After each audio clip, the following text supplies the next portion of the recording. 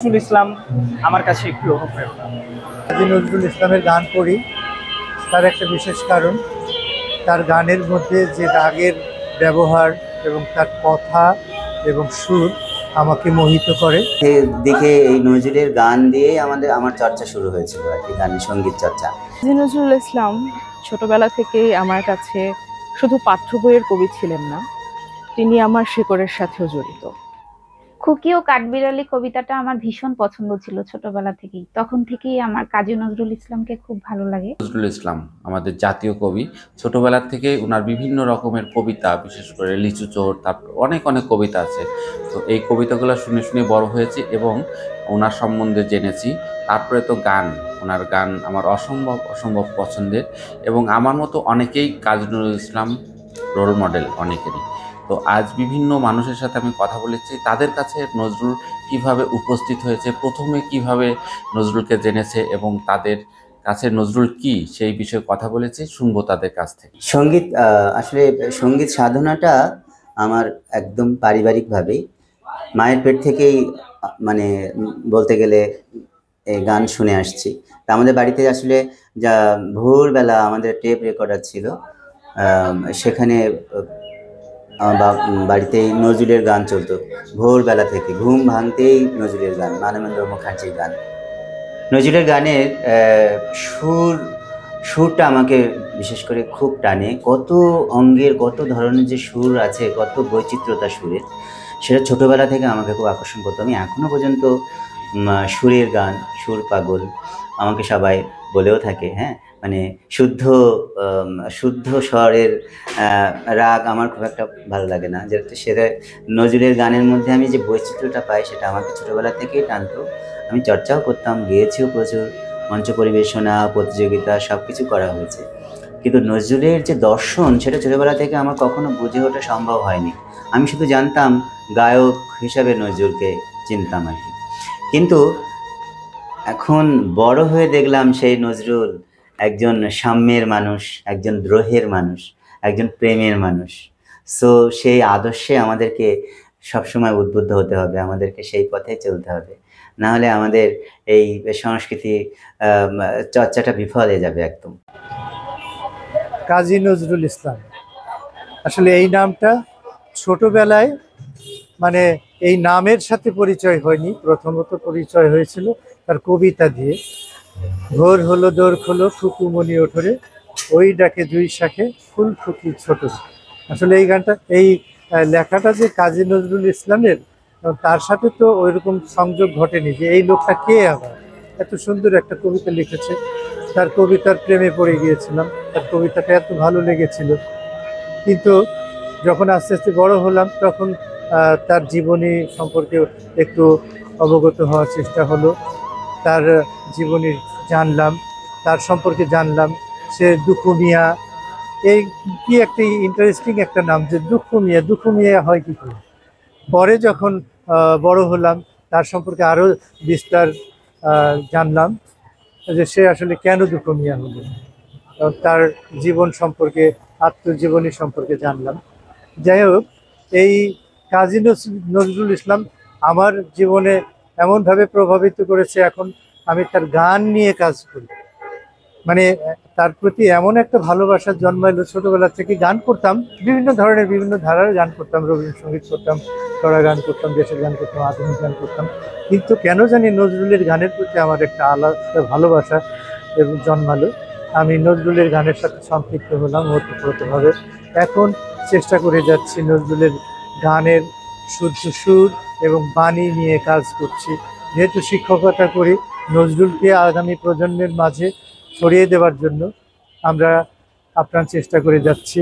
নজরুলের গানটা যাতে সারা বাংলাদেশের মানুষ তথা বিশ্বের মানুষ, আমাদের নতুন প্রজন্ম নজরুলকে জানবে এবং তার সুর সম্পর্কে অবগত হবে এবং শুদ্ধ নজরুল চর্চায় নিজেদেরকে নিয়োজিত করব, এই চেষ্টায় আমরা কাজ করে যাচ্ছি।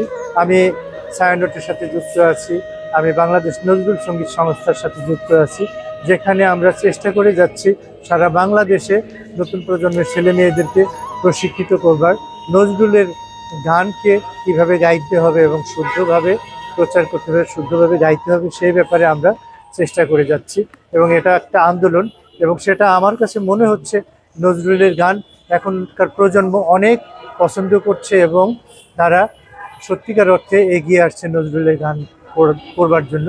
যদিও নজরুলের গানটা একটু জটিল, কিন্তু যারা চর্চা করে, সত্যিকার অর্থে সঙ্গীত চর্চায় ব্রত হয় এবং সঠিক চর্চার মাধ্যমে নিজেকে নিয়োজিত করতে চায়, তারা নজরুলের গানটা সাবলীলভাবে গাইতে পারবে, এটা আমার বিশ্বাস।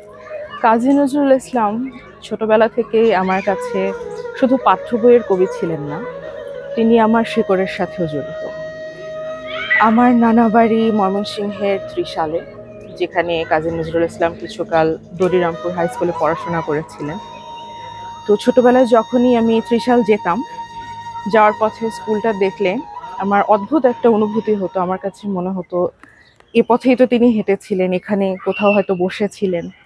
সেটা অদ্ভুত একটা অনুভূতি।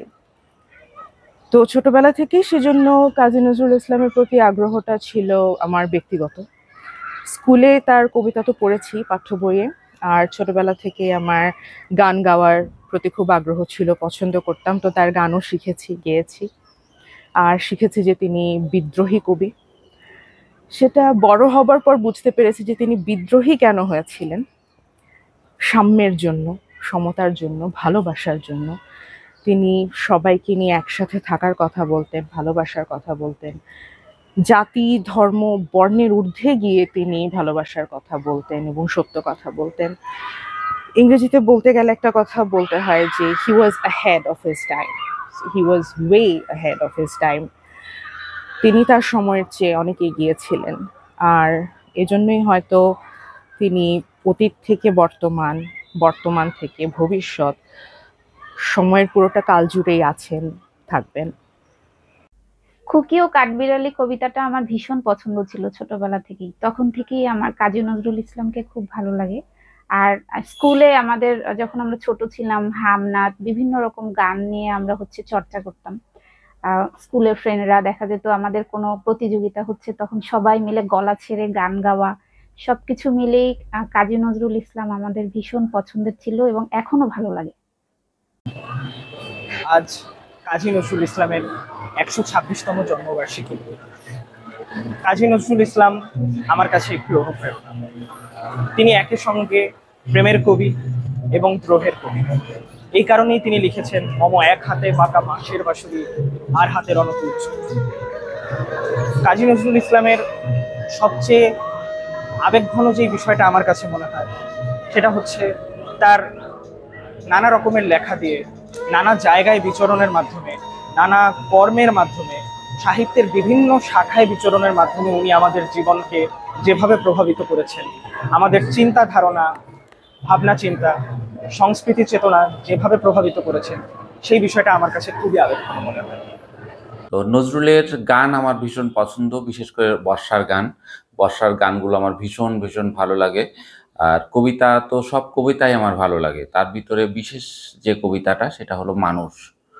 মানুষ কবিতাটা অনেকবার শুনেছি, সেই ছোটোবেলার থেকেই শুনেছি।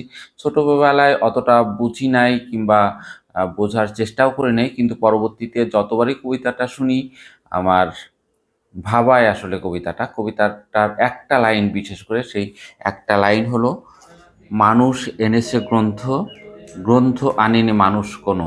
এই লাইনটা আমি বারবার পড়ি এবং বারবার চিন্তা করি।